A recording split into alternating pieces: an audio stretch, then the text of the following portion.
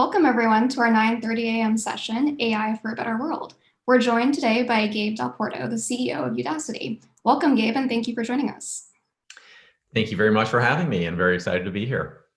Well, look, I think I'm going to take a little bit different tack than some of the other speakers so far in this conference. By now, you've probably heard a lot about how AI and machine learning will disrupt nearly all facets of the world economy, how it will fundamentally change how consumers are delivered tailored products and solutions, how AI and machine learning will automate production of just about everything, how AI can take over not just repetitive tasks like accounting, but also some really interesting tasks like driving cars and vehicles and drones and everything in between, how it may help fight terrorism, avoid costly failures of oil rigs, reduce pesticide use in agriculture, and many more applications. And that is all undoubtedly true. But I'm here to talk about a couple of things. First, which is really the flip side of automation and AI, which is how that will massively and negatively affect everyday workers whose livelihoods will be fundamentally changed or taken away. And secondly, and somewhat ironically, the acute labor shortage for high-tech skills, and particularly AI and analytical skills, and how if we don't do something to solve that, we will not realize the full potential of AI and machine learning. So these skill gaps really threaten to disrupt digital transformation at organizations. And interestingly, those two are not independent. You have, on the one hand, workers losing their jobs, on the other hand, not enough talent in high-tech skills. And I think that the solution is really leveraging one to upskill one into the other. And that's what I'd like to talk about today. So I promise you this does have a happy ending, but it'll be very messy in the middle. So first, let's actually talk about a story. And about a decade ago, our founder, Sebastian Thrun at Udacity, who also is colloquially known as the founder of the self-driving car, won DARPA Challenge in 2005, built the first truly autonomous self-driving car, and then went on to found Waymo within Google, was teaching a course at Stanford on AI. And he decided to put that course online. And Stanford was very unhappy about this. They didn't want to do it, but he did it anyway. And he got 160,000 enrollees in the first week. 23,000 of them graduated his entire Stanford course, same grading, same project, same everything. And the #1 Stanford student scored number 413 in the class. And this was a giant epiphany moment that this highly specialized field such as AI, like you didn't need to be the best of the best student at Stanford to be successful in learning some of these skill sets. Now, this is really, I think, relevant today because there's literally not enough AI engineers in the world. And it's going to be very, very tough to fill that demand. But literally, you had stay-at-home moms in Pakistan beating out the best Stanford student. So it really, I think, gives me optimism that we can train the next workforce and kind of army of engineers for the future. So what is the giant societal problem we're facing here? According to McKinsey, 800, and this is pre-COVID, 800 million jobs will be lost due to AI, machine learning, and automation by 2030. An additional 375 million people will have the fundamental nature of their jobs disrupted. So that's a third of the world's workforce. And if I take a little aside here, I grew up in rural West Virginia. And at the time in the 70s and 80s, they had a pretty vibrant economy based on natural resources and good middle class livings could be made. When that industry automated and when the state didn't reskill its workers, I saw firsthand what happened. When I go back today, the towns are boarded up, the country clubs are shut down, and people who are working, are basically working in minimum wage service industry jobs. So if you think you've seen societal unrest today, you've seen nothing yet when 1 billion people are out of work. On the other hand, at the same time, enterprises are laying off tons and tons of people through automation. They literally cannot hire enough people, on the other hand, to drive those digital transformations. There's $1.4 trillion spent today on digital transformation across Fortune 500 Global 2000 type companies. That's going to grow 17% per year over the next 5 years. And talent shortage is ranked the #1 risk to organizational change among large enterprises. Now, COVID has done nothing but accelerate that process. 40 million people plus have filed for unemployment over the last 4 months. Unemployment peaked, depending on how you count it, around 20%. Now it's down a little bit, but I don't think that this story is fully told yet. Many companies are on the verge of bankruptcy. Many positions have or will be automated. And if anything, digital transformation is accelerating. A recent survey of Fortune 500 companies said that one area where they're increasing budgets is in digital transformation. So these jobs are gone.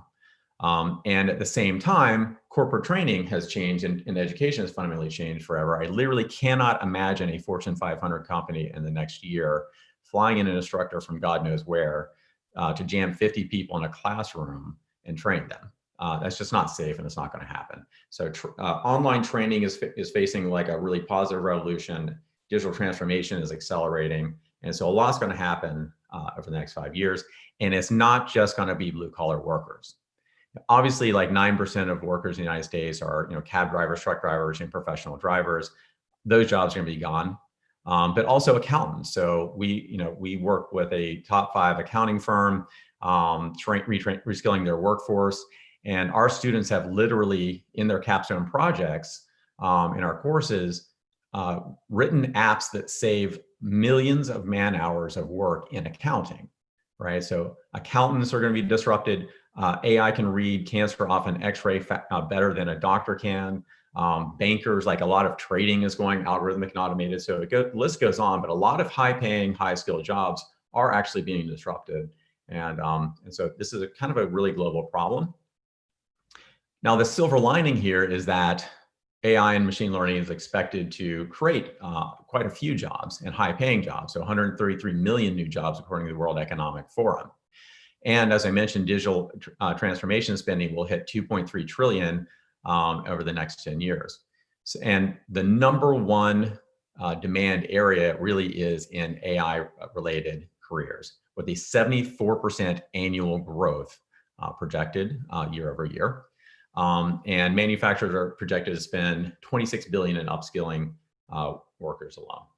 So there's opportunity and there's mass disruption, and somehow that gap needs to be bridged. Now Udacity went out and spoke with our enterprise clients. Our biggest business is working with enterprises to reskill their employee bases. And we did a survey and we said, well, what's going on here? Literally 83% of them said they had a troubling skills gap. 70% said talent shortage is preventing innovation, right? That's their lifeblood, is innovation. 70% says talent shortage is preventing innovation. And 52% of Fortune 500 and Global 2000 companies said reskilling and upskilling in emerging technology is their top priority. And the #1 role they can't fill is AI machine learning, followed closely by cloud, followed by data science, followed by digital analytics. So 3 of the top 4 data-driven.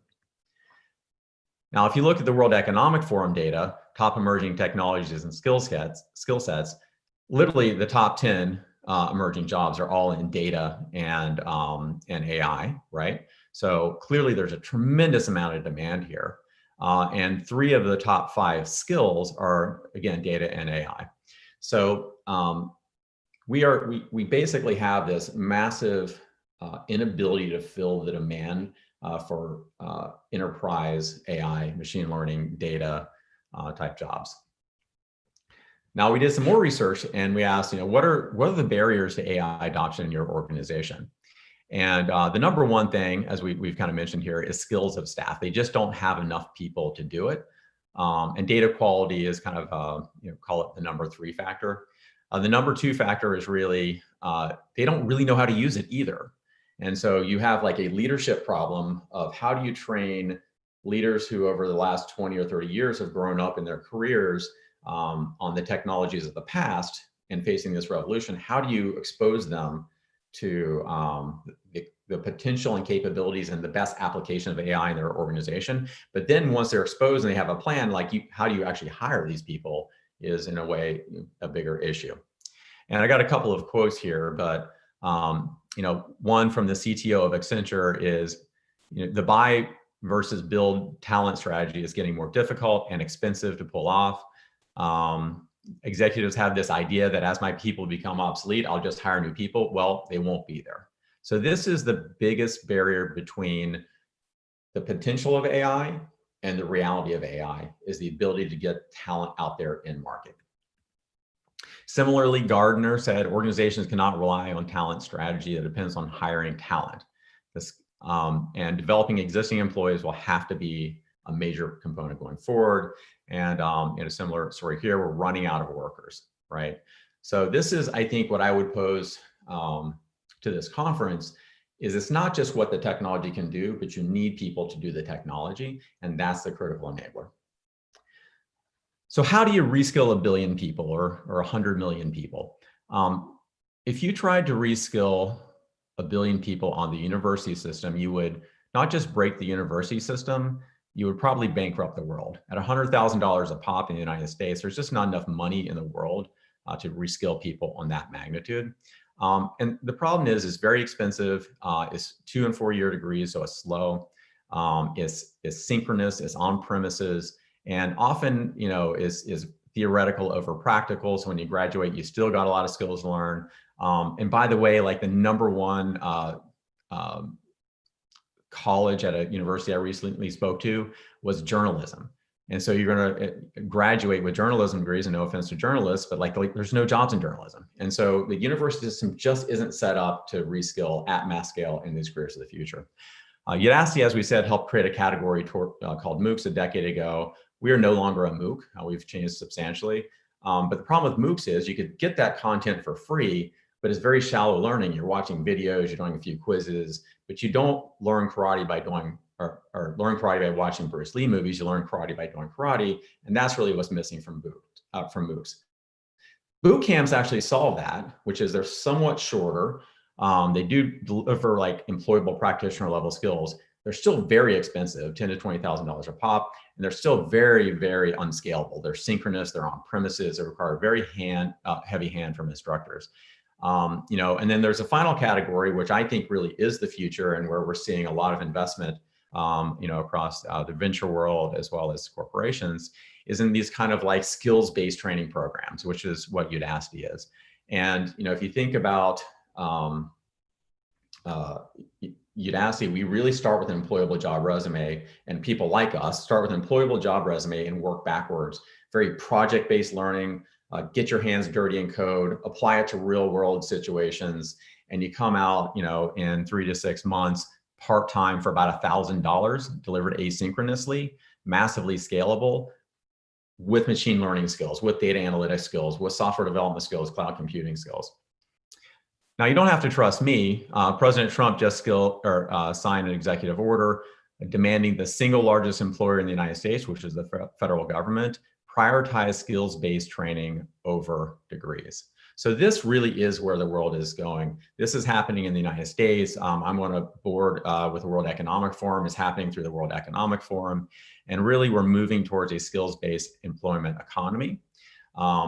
And according to the American Workforce Policy Advisory Board, where we're on, and the World Economic Forum Board, where we are on, there's kind of like 5 main pillars to helping the world make this transition, and getting people into these future forward jobs much more efficiently and much more quickly and more scalably. And the first is really the acceptance of skills-based hiring over degree-based hiring. That is moving very rapidly. Developing a global skills taxonomy, so you know what you're really hiring for, and you know the skills you need, and you can pick and choose those skills from people as opposed to degrees. Standard recognized credentialing, so that there's quality control. If I have a credential, what does that really mean? Is it high quality? Is it low quality? So standardizing that process of credentialing, but not through like the traditional accreditation university system. Portability and transferability of skills through interoperable learning records. And so there's a big technology component to this where your skills are going to be entered into a record that is your record that follows you from job to job. right? So it's no longer going to be controlled by an employer or something else. You will actually own that record. It'll be transferable digitally. And then finally, there needs to be funding. There needs to be major public and private financing and investments in skills-based platforms. And this needs to be something of a Marshall Plan. So a real good question here, which I get often is, that's nice, does it work? And so, for example, in our AI for Healthcare nano degree, literally your first project, you teach AI how to recognize pneumonia off of chest x-rays. Now, it's a skill that's directly applicable to maybe COVID diagnostic and treatment, but this is real world skills. In our self-driving car nano degree, you literally in your capstone project upload your code into our self-driving car, and it drives around a course, it avoids obstacles, it stops in red and goes on green. That's not a MOOC, it's not light learning, that's heavy learning, it's direct applicable job skills. The same is true in like oil rig workers, the same is true in solar workers. There's a lot of skills platforms out there that are very focused on delivering real employable, hireable job skills and helping people transition from the jobs of the past into the jobs of the future. So to kind of wrap things up, I really kind of have a challenge and a call to action, which is we need like a Manhattan Project type investment to develop AI skills across society, so that we can fully achieve AI's promise for the future. And we need to get individuals who don't have those skills into the right skill sets. We need companies to make major investments in their employees, and they're doing that. Companies spend something like $300 billion a year on upskilling. And as I say, that's our biggest source of business, is working with them to help upskill their employees on mission critical applications like digital transformation. Governments need to invest and we spend something like $60 billion a year on universities. I love universities. I'm a beneficiary of the university system. It does amazing things in creating well-rounded individuals, but it doesn't get you a job today. And governments need to make that funding available to skills-based programs. And we need, affordable, scalable online solutions to get people trained. So with that, I will open it up to questions. Thank you, Gabe. That was really fascinating. We have a lot of really exciting questions from the audience. I'll start with the first one. Can Udacity be a useful tool as part of a traditional high school curriculum, especially now that most students are at home? And kind of tag teaming another question, how can we foster collaborative learning in these times too? Yeah, so I do believe that is true. So we have worked with the government, for example, the government of Egypt, to do kind of at-scale training programs, exposing high school students to software development. We got like 95% graduation rates from those programs. They were super successful. So yes, we're also starting to partner with a lot of universities to either supplement their existing curriculum. So if they don't have an AI school, they can take some of our programs and give credit for them. But universities also are trying to bridge the gap between university education and employment. So we're working with them on that dimension, and also work with lifeline graduates and lifeline learners among their alumni. So I think there is a great opportunity to partner and reach kind of a later stage of high school. There's a great opportunity to partner and reach students, university and beyond. Makes sense. You mentioned previously that some companies are saying that they don't really get enough talent right now. How are they measuring this, and how effective do you think AI will be to close this resource gap, or maybe even work to broaden it in some ways? So companies are struggling pretty significantly, and specifically they're struggling in the technical skill sets to go through digital transformation. How do you automate your supply chain? How do you predict demand? How do you bring your experience from retail to online? How do you serve the right product? Every aspect of an organization can be, or almost every aspect can be digitized.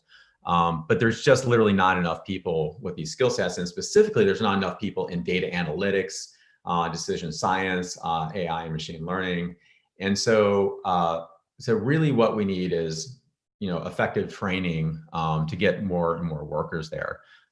So I don't think AI is a solution. AI is a solution for digital transformation, but you can't implement it if you don't have the right talent. Right. And kind of along those same lines, how is AI augmenting or transforming the the field of managing people and managing businesses? Yeah, so it's really interesting. For example, in HR and, oh, sorry, I should have ended my presentation. HR and recruiting is a great, great example of that. So there's a company called Eightfold who is built an AI engine that will scrape like LinkedIn profiles, job resumes within companies, job postings within companies, and it does an AI-driven algorithmic matching of which of your employees could actually theoretically match this job opening within your company, or as you're screening candidates, who's most likely to have the right skills taxonomy. So I think that's just one example of leveraging AI and technology to match people, for example, with the right jobs. Whereas before you might have said, well, okay, here's your resume and you don't have that checkbox. But if you can actually use AI to infer skill sets, then infers applicability to a job, and it really expands your talent pool. And I think that's just one example of a great use case. Yeah, that definitely makes sense.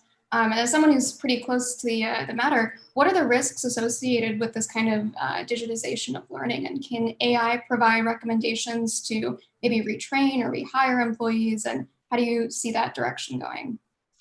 Yeah, so like I just kind of mentioned, absolutely AI can be really helpful in predicting where you're going to be successful. So mapping out that career transition is super helpful. What was the first part of the question again, please? How can we manage the risks associated with this kind of digitization of learning?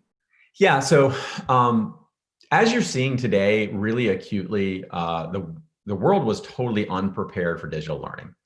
And as schools, primary schools, high schools, universities went online, they had no choice but to go online. So they just did the best they could. And some of them did it really well, and some of them did it terribly. I can tell you, my kids go to two different schools. They're different ages. And one school just knocked it out of the park, and the other school did not, terribly. And so the risk is, and everything has to be online now. So the risk is really bad execution. You have to think about online education as a completely different way of delivery. And we've thought about it differently. So instead of like hour-long lectures followed by homework, we literally have like 5-minute video lectures followed by immediate hands-on keys coding, reinforcement learning, and then short lecture code, short lecture code. That's a very different way of teaching than like talking in front of a classroom for an hour, right? So I think we're going to have to learn as a society, delivering online the way you delivered in person doesn't work as well, and you got to come up with new ways to deliver. And project-based learning is so important to this. Yep, that was definitely a core tenet of my studies at MIT. And I guess we'll close out with one last question, and this one's about Udacity. So where do you see most of the students of Udacity going? What do they go on to do after taking some of these courses? Yeah, so for example, we worked with kind of 6 governments around the world to give scholarships and retrain workforces, and we see something like 75% of them have positive career outcomes. That means they either got a job in a new field, got a promotion, were able to do their job more effectively, and so it's kind of when we look at our data about it's kind of 40-40-20. 40% of people who take these classes want to change the nature of their job. 40% of the people want to use this training to get ahead and get a promotion. And 20% just want to learn. Like we've had people who've taken literally 10 nanodegrees on our platform and learned everything from like software development to self-driving cars to drones, everything in between. And so people have different motivations, but the majority either want to get ahead in their career or to make a transition into a new, better, more interesting career. Yep, that makes sense. Well, I think we're almost out of time. So thank you so much for your time today, Gabe, and your really insightful presentation. I know we had a really engaged audience, and you can always continue the discussion on the MIT CNC Slack channel. So thank you for your time. Fantastic. Thank you so much. It was a pleasure to be here. Yeah, if you're joining for the next session, Impactful AI, Creating the World We Want to See, that will start in 5 minutes.